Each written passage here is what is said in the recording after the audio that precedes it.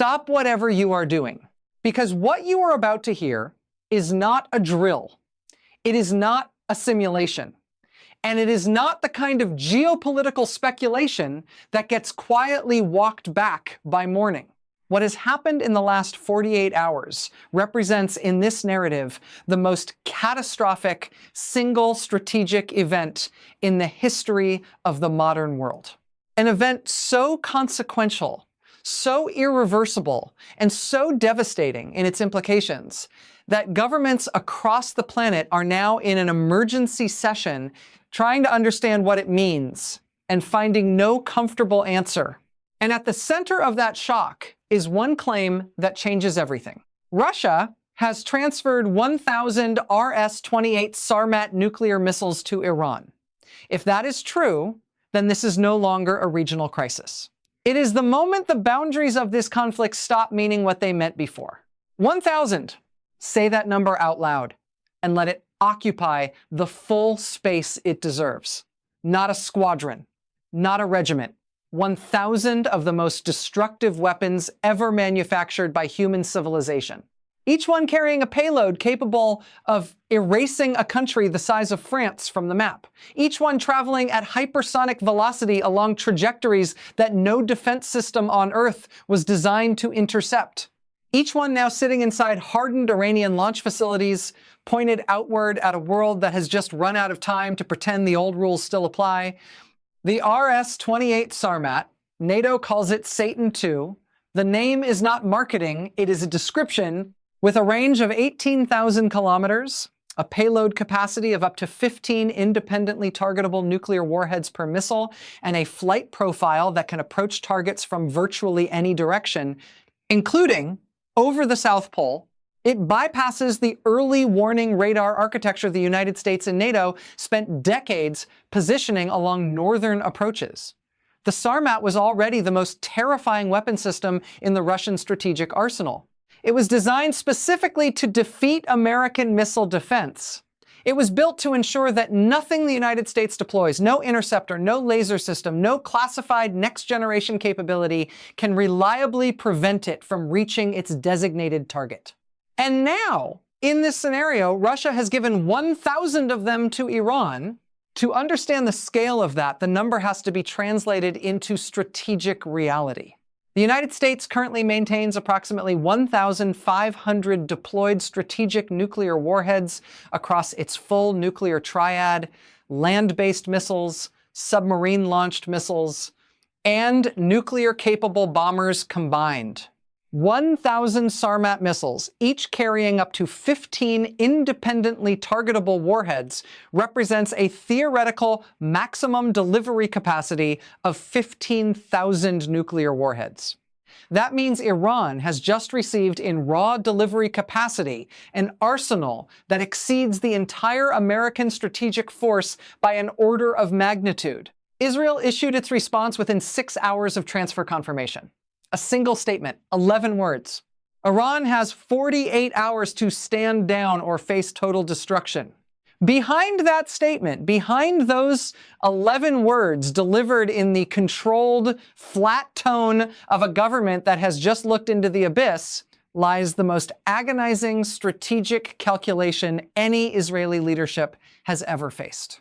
Because Israel's own nuclear arsenal, formidable by regional standards, and sufficient to guarantee the Samson option against any previous version of Iranian power, is now facing a counterpart that outweighs it so dramatically that the very idea of balance begins to lose meaning. Washington received transfer confirmation at 3:14 inches the morning. The president was awakened immediately. The National Security Council was fully assembled within 20 minutes. And for the first time since the Cuban Missile Crisis, the leadership of the most powerful nation on Earth sat together in one room and could not identify a single option that did not carry the realistic possibility of ending human civilization as a functioning enterprise. Tonight's analysis takes you inside every dimension of that moment. How did Russia execute a transfer of 1,000 Sarmat missiles without triggering a Western response? What does the Sarmat's actual technical architecture mean for every defense system Israel and the United States have spent decades and trillions building? What is behind Israel's 4 8-hour ultimatum? Is it a real red line? Or the last desperate gesture of a government that has run out of options? What does Washington do when deterrence itself has been deterred? And what does a world with 1,000 Russian nuclear missiles in Iranian hands mean for the global order, the non-proliferation framework, and the basic assumption that tomorrow will look anything like today? There are no comfortable answers here. But the truth, however brutal, is the only thing worth saying. 3 questions drive everything that follows. First, how did Moscow execute the largest single nuclear weapons transfer in human history without triggering a Western interdiction response? And what does that failure reveal about the real limits of American global intelligence dominance? Second, what does the RS-28 Sarmat's technical reality mean for Israeli and American defense architecture? And is there any intercept capability on Earth that can realistically engage it at scale? Third, with Israel's 4 8-hour clock now running and Washington holding no clean military option, is there any path through this crisis that does not end in nuclear exchange? And if there is, who has the courage and the clarity to walk it? The transfer of 1,000 RS-28 Sarmat missiles from Russia to Iran did not happen through the kind of covert logistics operation Western intelligence agencies are trained to detect and interdict. It happened through something far more audacious and far more difficult to counter. A state-to-state strategic decision made at the highest level of the Russian government, executed through official military channels, and completed before Washington could formulate a response capable of stopping it. To understand how this happened, you have to understand the strategic logic that drove Moscow to it. Because the transfer of 1,000 nuclear-capable ICBMs to a regional power is not an action any government takes without extraordinary deliberation. Vladimir Putin does not make decisions of this magnitude impulsively. Every element of the Sarmat transfer would have been weighed, modeled, and decided as the culmination of a strategic process that began years earlier. The foundation of that process was a recognition that has been crystallizing in Moscow over the past 3 years of sustained Western pressure over Ukraine. That the existing rules-based international order, as administered by Washington, had become an instrument of permanent Russian strategic disadvantage. Every tool of Western pressure had been deployed against Russia simultaneously. Financial sanctions of unprecedented scope, technology export controls targeting Russia's defense industrial base, large-scale weapons transfers to Ukraine, and diplomatic isolation across Western-aligned institutions. Russia's response to that pressure was patient and methodical. It built alternative financial architecture. It deepened energy relationships with non-Western partners. It expanded frameworks like BRICS and the SCO into genuine strategic alternatives to Western-dominated institutions. And most consequentially, it identified the single action that would most decisively reshape the global strategic environment in Russia's favor while remaining below the threshold of direct military confrontation with NATO. The answer was Iran. A nuclear-armed Iran, or more precisely, an Iran possessing the world's most advanced nuclear delivery systems, transforms the Middle Eastern strategic environment in ways that permanently consume American strategic attention, permanently tie down American military resources, and permanently degrade American credibility as the guarantor of regional security. Every percentage point of American strategic capacity absorbed by a nuclear-capable Iran is a percentage point unavailable for pressure on Russia. Every ally that loses confidence in American guarantees due to Washington's failure to prevent such an acquisition is an ally Moscow can cultivate as an alternative partner. The transfer was not an impulsive escalation. It was a calculated strategic investment, the most consequential single move in Moscow's long-term campaign to reshape the global order away from American unipolarity. The logistics of moving 1,000 Sarmat missiles from Russian production and storage facilities to Iranian-hardened launch infrastructure would be enormously complex.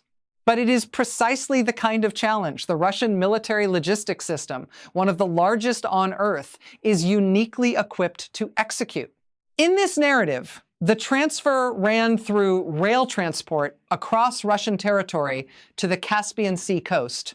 Maritime transfer across the Caspian in Russian military vessels operating in waters where no Western surveillance asset has meaningful access, and final overland delivery through Iranian territory to hardened underground facilities across multiple provinces. The entire operation was conducted under the cover of large-scale Russian military exercises in the Southern Military District, exercises whose satellite signatures provided plausible deniability for the movement of heavy strategic equipment across the relevant corridor. Western intelligence satellites saw large military movements. They assessed them as exercise-related. By the time analytical fusion identified the discrepancy between the declared exercise parameters and the actual equipment signatures, the missiles were already inside Iranian facilities and the transfer was complete. The failure of Western intelligence to interdict this operation is not primarily a collection failure. It is a decision-making failure. The collection assets were there.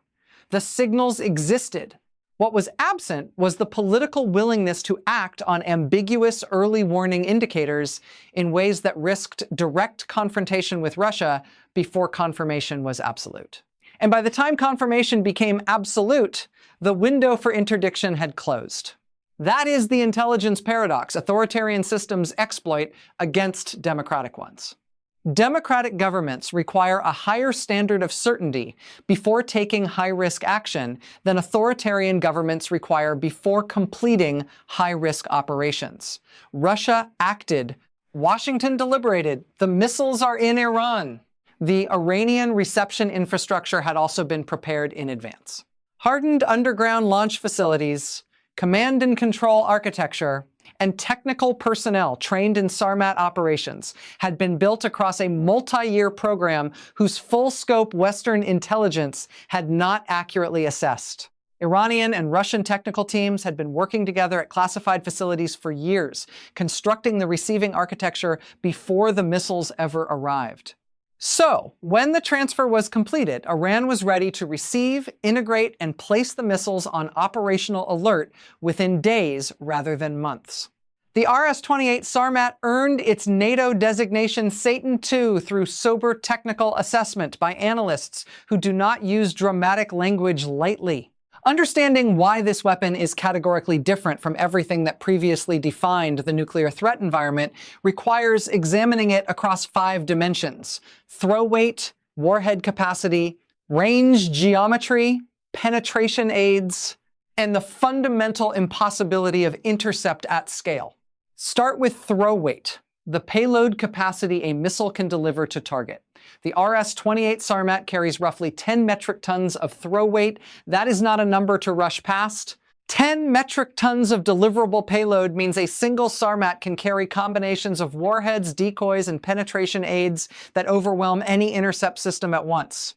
Its standard configuration carries between 10 and 15 MIRVs, independently targetable reentry vehicles, each capable of striking a separate target within a strike zone. In practical terms, one Sarmat launch against a country the size of Israel could target Tel Aviv, Haifa, Beersheba, the Dimona nuclear facility, Nevatim air base, and command bunkers beneath them, all simultaneously. One missile, one launch. A national strategic map erased in a single event. Now multiply that by 1,000. The warhead yield options available for Sarmat reentry vehicles range from tactical to city-destroying strategic configurations. Russian doctrine allows flexible payload selection based on target requirements. That means Iran now possesses the ability to calibrate nuclear response anywhere on a spectrum, from highly selective military strikes to civilization-ending exchanges. That flexibility is itself a strategic weapon. An adversary capable of threatening every point on that spectrum at once forces its opponent to prepare against all of them at once. That is an impossible defensive task. Then comes range geometry. where the weapon's most revolutionary characteristic becomes clear. With an operational range of 18,000 kilometers, the Sarmat can strike any point on Earth from launch positions anywhere within Iranian territory. But range alone is not the true problem. The true problem is trajectory. American missile defense architecture, THAAD, Aegis, and the ground-based mid-course defense system in Alaska and California was built around the assumption that Russian or Chinese ICBMs would approach the United States via the shortest available path over the North Pole. Decades of radar investment, interceptor positioning, and early warning systems were designed around that northern corridor. The Sarmat can fly over the South Pole. It can approach targets from directions for which no early warning radar coverage has been optimized, on trajectories for which no interceptors were properly positioned, using flight paths the entire American missile defense architecture was never designed to address. The weapon was built specifically to make American missile defense irrelevant. Against targets in the Middle East, the problem becomes even worse. Trajectory options become more varied, warning timelines compress even further. Then there is the penetration aids package. Alongside nuclear warheads, each Sarmat carries decoys designed to mimic real warhead signatures, electronic jamming systems, and maneuvering re-entry vehicles capable of evasive maneuvers during terminal descent. An intercept system trying to engage an incoming Sarmat strike package must simultaneously distinguish real warheads from decoys, track maneuvering objects at hypersonic velocity, and generate intercept solutions inside impossibly compressed timelines. The mathematics of interception here are not merely unfavorable. In this narrative, they are effectively impossible. Against a single Sarmat launch, an interceptor system might engage some of the decoys and accomplish nothing. Against a salvo of 10 Sarmats carrying 150 warheads and hundreds of decoys, every defensive layer in the theater would be saturated before the first real warhead was meaningfully engaged. Against 1,000 Sarmats, the full transferred inventory, the very concept of missile defense, ceases to have operational meaning. You cannot intercept 1,000 ICBMs. No existing system, no system in development, no classified program can do it. Physics does not allow it. Mathematics does not allow it. The warning timelines do not allow it. Israel's Arrow 3 system, its highest tier ballistic missile defense platform, has a total deployed interceptor inventory that could engage only a fraction of a single Sarmat warhead package. Against 1,000 Sarmats, Arrow 3 is not a defense. It is a gesture. That is what gives this transfer its unique strategic weight. Iran now possesses a nuclear strike capability that is, for practical purposes, unlimited in its ability to reach and destroy any target on Earth. Iran has 48 hours to stand down or face total destruction. That sentence is simultaneously the most understandable and the most strategically problematic response available to a government facing existential threat. It is understandable because no government can do nothing in the face of 1,000 nuclear missiles pointed at its cities. Politically, psychologically, strategically, total passivity is impossible. But it is problematic because the ultimatum creates a crisis timeline so compressed that rational deliberation becomes almost impossible. What does stand down actually mean? Iran cannot physically return 1,000 Sarmat missiles to Russia within 48 hours. The logistics alone would require months, even under optimal conditions. So stand down does not mean transfer reversal. At minimum, it means removing the missiles from operational alert status and placing them under some kind of verification regime. At maximum, it means strategic disarmament, something no Iranian government could accept without political collapse. Iran's response came within 3 hours, and it was delivered not through quiet diplomatic channels, but through a public statement from the Supreme Leader's office. That choice of forum was deliberate. It signaled the answer before the words were fully processed. Iran recognized no ultimatum from any party. Iran's strategic deterrent, it said, was a matter of national sovereignty. Any military action against Iranian territory would be met with a response calibrated to eliminate the source of the threat. And so the 4 8-hour clock began to run. When that clock expires, Israel faces a decision tree with no good branches. If Israel strikes Iranian Sarmat facilities before the deadline expires, it is initiating an attack on 1,000 nuclear-capable ICBMs in hardened underground facilities dispersed across Iranian territory.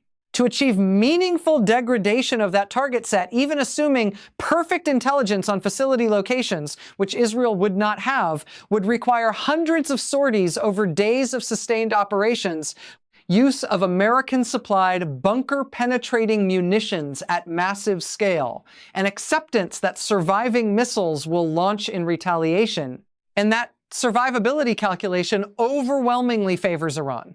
Underground hardened facilities built to Russian military engineering standards, the same standards designed to preserve Soviet strategic systems under American targeting, would survive most of what exists in Israel's conventional arsenal. Destroying them would likely require nuclear weapons. And the moment Israel uses nuclear weapons against Iran, the crisis crosses into an entirely different threshold, one that forces every nuclear power into emergency posture at once. If Israel does not act when the clock expires, then the other cost appears. Israel will have publicly demonstrated that its red lines are negotiable under sufficient pressure. The deterrent value of future Israeli ultimatums, future red lines, future threats of overwhelming response is permanently weakened. Regional adversaries update their models accordingly. The message becomes simple and devastating. Israel can be deterred. There is no version of this decision that leaves Israel's strategic position intact. That is why the ultimatum reads less like a calculated strategic move than the expression of a government backed into a corner so tightly that even the gesture of defiance carries unavoidable cost. Washington's response compounded that isolation. The official American statement called for maximum diplomatic engagement and de-escalation through dialogue. It did not endorse the ultimatum. It did not commit military support for Israeli action. It did not threaten Russia with new consequences for the transfer. It asked all parties to talk. In Tel Aviv, that statement was read with total clarity. America is not coming. Not in 48 hours, not at the scale this situation requires. There is a concept in strategic studies called deterrence failure. The moment when the threat of retaliation ceases to prevent an adversary from taking actions that the deterring party has declared unacceptable. American strategic doctrine has been built around the prevention of deterrence failure for 80 years. Every weapon system, every alliance guarantee, every forward deployment, every nuclear umbrella has rested on the assumption that the cost of challenging American interests will always exceed the benefit. In this narrative, that doctrine has just failed. Not partially, not in a narrow domain, comprehensively. Russia transferred 1,000 nuclear-capable ICBMs to Iran. This was an action American policy had declared categorically unacceptable across multiple administrations and diplomatic frameworks. The threatened consequences were already severe. Sanctions, military support for Ukraine, NATO expansion, financial isolation. Russia did it anyway. And now those threatened consequences carry little additional deterrent value because the action has already been completed. Washington is holding a deterrence framework that has just been publicly tested and found insufficient. Every government on Earth is now updating its assessment of American deterrence in real time. Every adversary is calculating what other actions, once considered too costly, may now fall within the newly revealed limits of American power. Every ally is reassessing what American guarantees are actually worth when tested against a determined adversary willing to accept the stated costs. The Emergency National Security Council session that followed transfer confirmation reportedly lasted 14 hours. The options presented were familiar, and all of them led to unacceptable outcomes. Military action against Russia, the only response that actually addresses the source of the transfer, is off the table.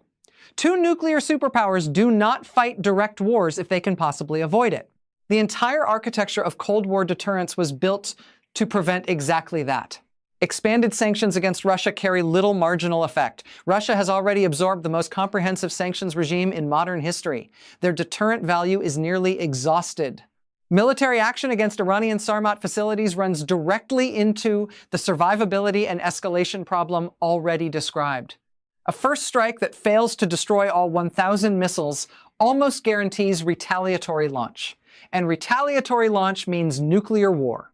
Diplomatic engagement with Iran, the option implicit in Washington's public rhetoric, requires Iran to surrender the most consequential strategic asset it has ever possessed in exchange for sanctions relief and security guarantees from a country whose guarantees now appear visibly bounded by reality. Tehran's calculation is straightforward. The missiles are worth more than anything Washington can offer in return. And so what remains is the recognition that the world has entered a new strategic era for which the existing doctrines, institutions, and assumptions were not designed. The American post-Cold War order assumed American primacy as its operating foundation. That foundation has now been structurally challenged in a way no incremental policy adjustment can fix. A new order will eventually emerge, but the transition between the collapse of the old framework and the construction of the new one is historically the most unstable phase of all. That is where the world now lives. And in that interval, with 1,000 Sarmat missiles in Iranian hands and a 8-hour clock running in Tel Aviv, the margin for miscalculation has almost disappeared.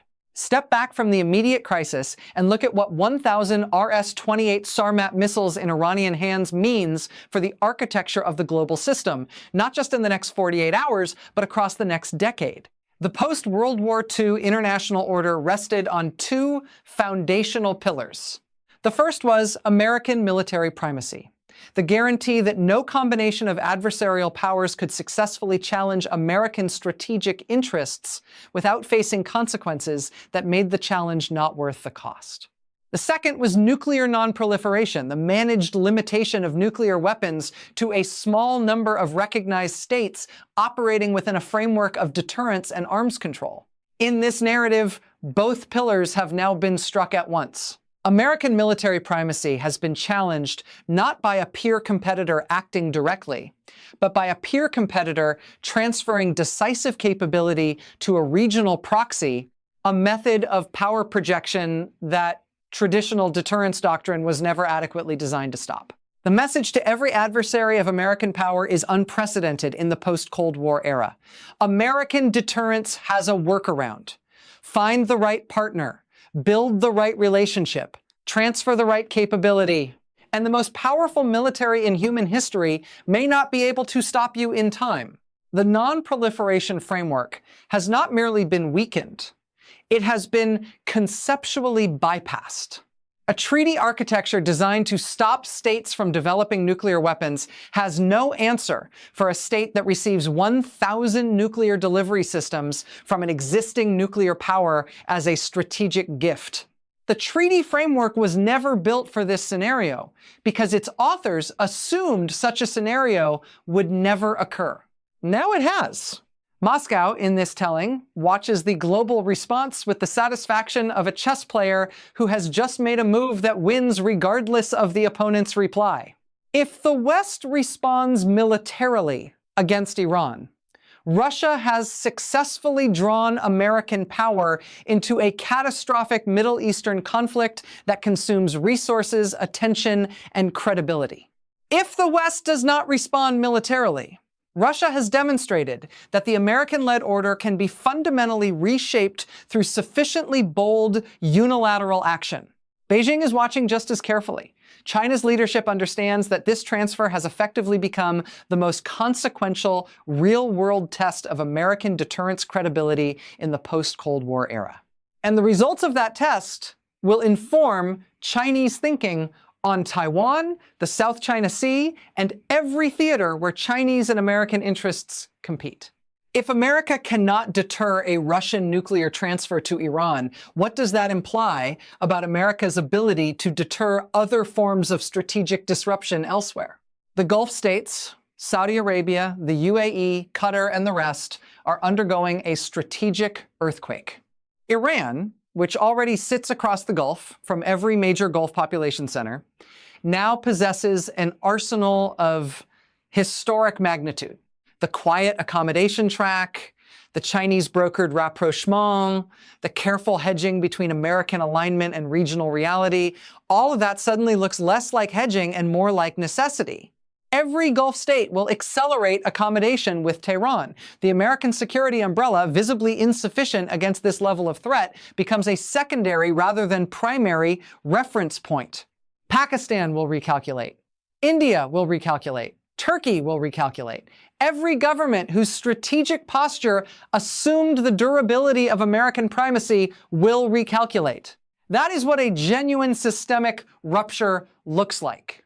The global non-proliferation regime, already weakened by North Korea's arsenal, the collapse of the JCPOA, and the erosion of great power consensus on arms control, has now absorbed a blow from which it is difficult to imagine recovery in its current form.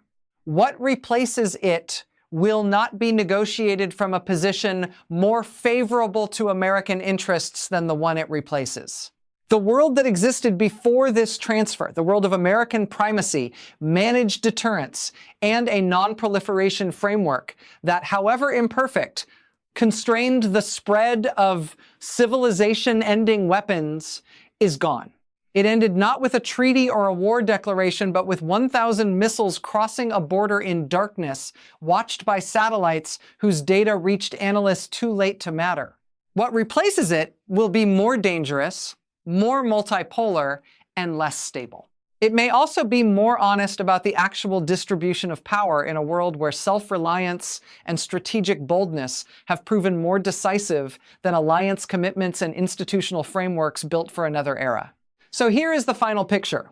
1,000 RS-28 Sarmat missiles, 18,000 kilometers of range, 15 independently targetable nuclear warheads per missile, flight trajectories that bypass the early warning architecture the West spent decades building, maneuvering re-entry vehicles that degrade every intercept solution currently deployed, dispersed across Iranian territory inside hardened facilities that conventional military strikes cannot reliably destroy. Israel's clock is running. Washington is holding a deterrence framework that has just failed its most consequential test. Moscow is watching the consequences of its boldest strategic move unfold. Beijing is drawing lessons that may shape its behavior for a generation. And the world that billions of people wake up in each morning and assume will still function tomorrow, has just become measurably, structurally, and perhaps permanently more dangerous than it was 48 hours ago. The old rules are gone.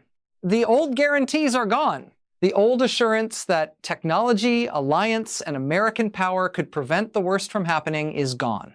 What remains is the raw reality of a world in transition, where the most dangerous weapons ever built are now in the hands of more actors than the framework designed to prevent exactly this outcome was ever able to stop.